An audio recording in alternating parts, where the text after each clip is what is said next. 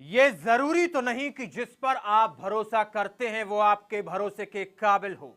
ये जरूरी तो नहीं कि जिस पर आप आंख मूंद कर यकीन करते हैं वो आपके साथ विश्वासघात नहीं करेगा। जी हां, ये बात हम आपको आगाह करने के लिए कह रहे हैं, क्योंकि अक्सर वही लोग आपको चोट पहुंचाते हैं जो आपके करीबी होते हैं और जिन पर आप यकीन करते हैं। उस बेचारी के साथ भी कुछ ऐसा ही हुआ। जिन्हें वो भैया कहकर बुलाती थी वही उसकी अस्मत के सौदागर बन गए।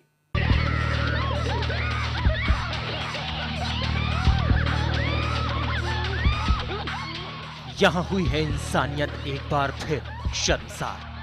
यहां दबंगों की दबंगई की शिकार हुई एक मासूम। यहां रात के स्याह अंधेरे में खेला गया है वहशत, जुनून और हवस का गंदा खेल।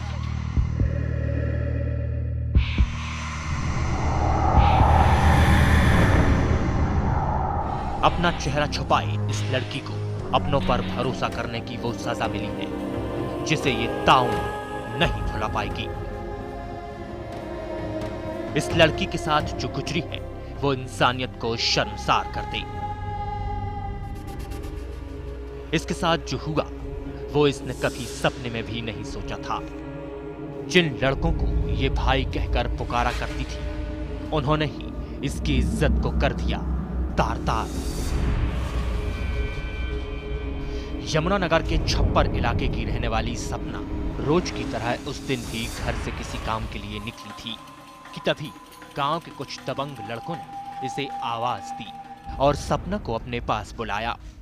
उन लड़कों में से सपना गांव के ही सतीश और मिंटू को अच्छी तरह जानती थी और उन्हें वो भैया कहकर बुलाती थी। बस इसी भरोसे की दम पर सपना उनके पास चली गई। उसे क्या मालूम था कि जिन्हें वो भाई मान रही थी वो भाई नहीं कसाई थे। सतीश और मिंटू ने अपने कुछ और साथियों के साथ मिलकर उसे अपनी कार में जबरन बैठाया और बियाबान में ले गए, जहां उन लोगों ने बिल्कुल फिल्मी अंदाज में सपना की इज्जत उछालनी शुरू कर दी। उनका ये घिनौना कर्म सारी रात चला।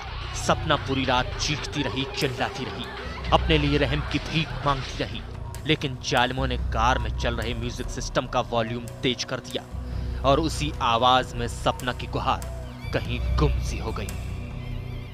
दस्ती मेरे को कार में घेरा तो यहाँ से अपने 12 पे ले गए। वहाँ इन्होंने मेरे साथ मारपीट की और उसका कार का म्यूजिक ज़्यादा कर दिया तो किसी ने मेरी सुनी नहीं, तो उन्होंने मेरे साथ वहाँ गलत काम भी करा।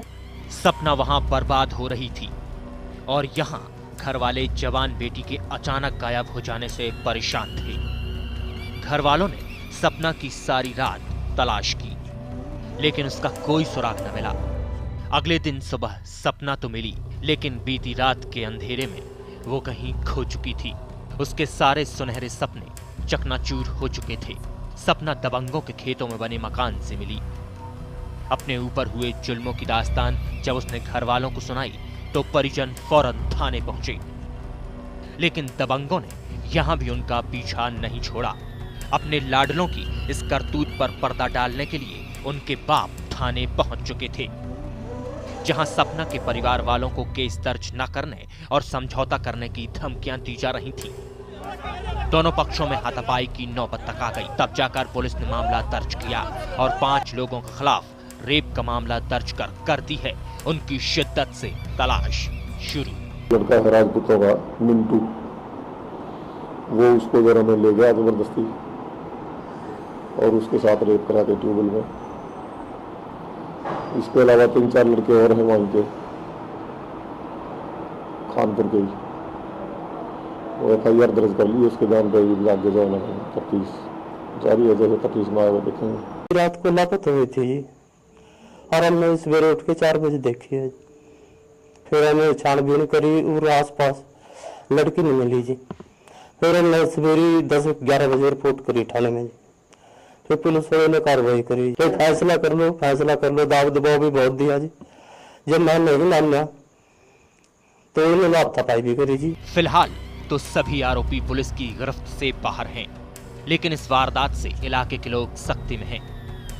ये वारदात एक बार फिर साबित कर गई कि हमारे देश में कमजोर की इज्जत की कोई कीमत नहीं, जिसे दबंग जब चाहें तबाह कर सकते हैं। अब देखना यह है कि कानून के लंबे हाथ अपराधियों के गिरबान तक कब पहुंचेंगे और कब मिलता है इस मासूम को इंसाफ। यमुनानगर से A to Z न्यूज के लिए विनोद धीमान की रिपोर्ट।